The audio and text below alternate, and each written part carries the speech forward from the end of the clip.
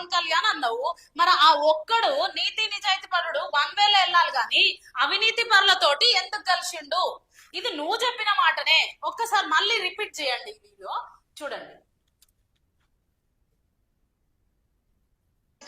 నిబద్ధత ఉదారత ఉన్న ఒకే ఒక వ్యక్తి పవన్ కళ్యాణ్ గారు. రాష్ట్రాల్లో ఉన్న రాజకీయ నాయకులందరికీ ఒక్కటే ఛాలెంజ్. ఓకే, రెండు రాష్ట్రాల్లో ఉన్న రాజకీయ నాయకులకు ఒకటే ఛాలెంజ్. ఎవరైనా సరే వాళ్ళ గుండెల మీద చెయ్యి వేసుకొని చెప్పండి, ఉదారత నిజాయితీ ఇవన్నీ ఉన్న రాజకీయ నాయకుడు ఒకే ఒక్కడు పవన్ కళ్యాణ్ అంట. మరి పవన్ కళ్యాణ్ అయినప్పుడు ఒకే ఒక్కడిగా ఉన్న ఈయన అవినీతి పరులతో ఎందుకు చేయగలిపిండు? హైపర్ ఆదిని నేను అడుగుతున్నా. హైపర్ ఆది అన్న మాటలే మీరు వినండి బాగా.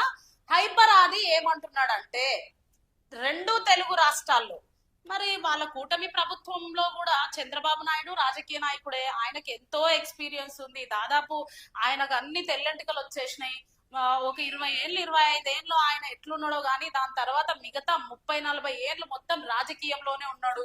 మరి ఆయన కూడా గుండెల మీద చెయ్యి వేసుకొని చెప్పాలి. ఇప్పుడు హైపర్ ఆది రెండు రాష్ట్రాల్లో ఉన్న రాజకీయ నాయకులకు సవాల్ విసిరిండు, ఏ ఒక్కరైనా ఉన్నాడా అని. మరి మోడీ కూడా రాజకీయ నాయకుడే, ఆయనకు కూడా సవాల్ విసిరినట్టే, ప్రతిపక్షంలో ఉన్న రాజకీయ నాయకులకు సవాల్ విసిరినట్టే. అంటే చూడండి, మనకు స్వాతంత్రం